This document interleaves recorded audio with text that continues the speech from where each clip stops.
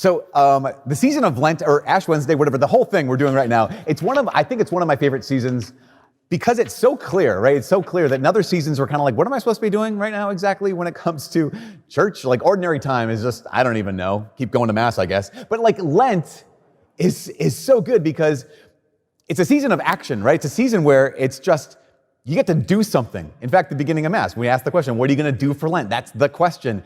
Because there's something about Lent that I think gives people purpose. Where the idea is, at the end of this season, I'm actually supposed to be different than I was going into this season. And that's so good.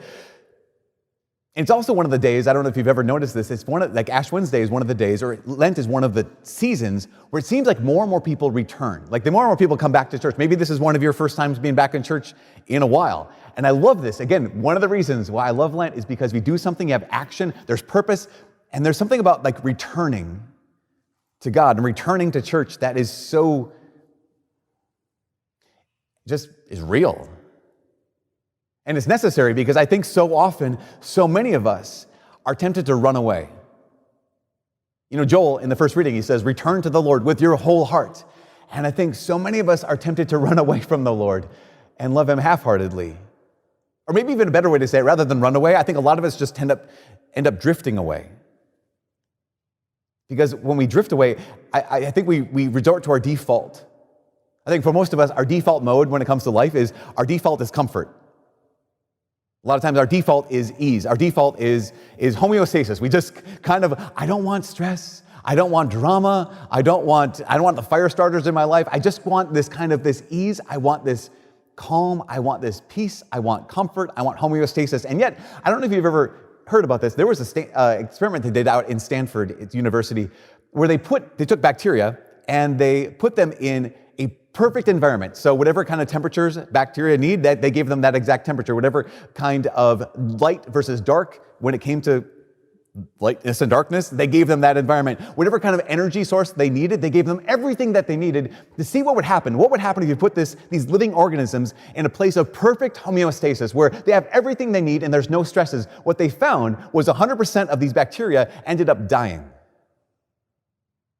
Because if you give these living creatures, they give these living things an environment with no stress, instead of getting stronger, we get weaker. And I think the same thing is true for our faith. I think the same thing is true for our relationship with God, with our relationship with Christ. It has to be challenged in order to grow.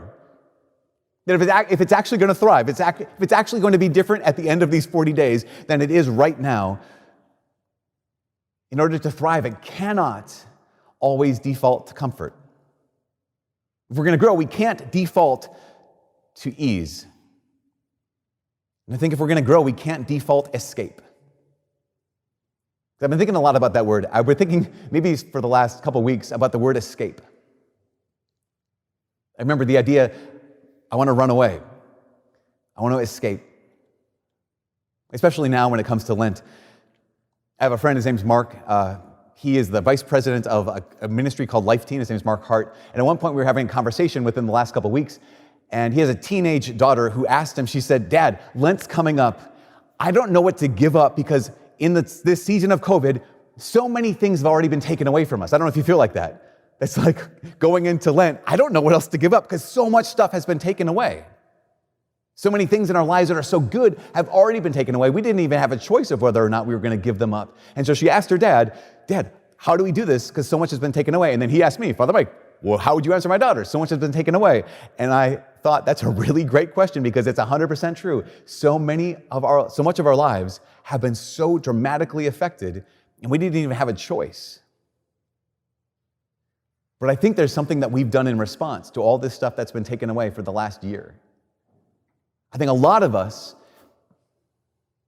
in that discomfort space, I think we've escaped, we've run away from the discomfort. I think a lot of us have actually filled up what's been taken away with something else. I think we've already maybe we've even spent the last 11 months putting new things in the place of those old things because we default comfort. I mean, just think about the fact that we've numbed ourselves, how the increase in use of social media over the last 11 months, the increase of the use in streaming services over the last several months. I mean, how many of us would even know the name Carol Baskin if it wasn't for the coronavirus? We would, if you don't know what that is, you haven't numbed yourself sufficiently, because, alcohol sales in the last year have gone up over 30% across the country. What's happened is, yes, so much has been taken away, but then what we've done is we've filled in those spaces with things that can just numb us, because our default is escape. So my invitation is this Lent to be able to ask, in the face of all that's been taken away, where have I numbed myself? In the face of all that's been taken away over the last year, how have I numbed myself, not just from difficult things, where have I even numbed myself from life? Where have I numbed myself from whatever's happening now in my life? There's this spiritual principle, it's called the sacrament of the present moment.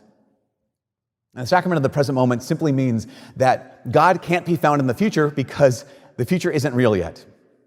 And God can't be found in the past because the past is gone. That the only time God can be found is in this moment, right now. And the only place God can be found is not there, but is here. And too many of us, again, we've numbed ourselves because our default is escape. Our default is comfort, that we've numbed ourselves from whatever is happening here and whatever is happening now. So the invitation is, throughout the course of Lent, rather than default escape, how about default embrace? Rather than default, I'm going to comfort myself, how about default, I'm going to return? And whatever's happening in this moment, that's where I want to be. Even if it's uncomfortable, even if there's some discomfort, to not run away, but to return. This is the last thing. I think there's something powerful about this. If we lived, even if we didn't do anything new for Lent, but all that we did was when life happened to us, rather than escape it, we embraced it. What is it to embrace something? It's to take it to your heart. To embrace something, right, is to bring it in. And to even bring in the painful things, even to bring in the reality, the harsh realities of life, to actually, rather than running from them, to return to them, rather than escaping them, to embrace them, to actually have the strength, the power, the grace of God to take those to your heart. So tonight doesn't just mark the beginning of the season of Lent. As you know, Father, you're going to talk about a series. Yes, you're right. You guys are so smart. We're starting this new series. And the series is called simply just To the Heart. Because if we're called to embrace life, if we're called to embrace the Lord, if we're called to embrace whatever is happening in our lives, that means what we're called to do is we're called to bring life to our heart. We're even called to bring the painful things, the things that could hurt us, and embrace them and bring them to our heart. But it also means that over the next 40 days, what we're really called to do is we're called to find Jesus.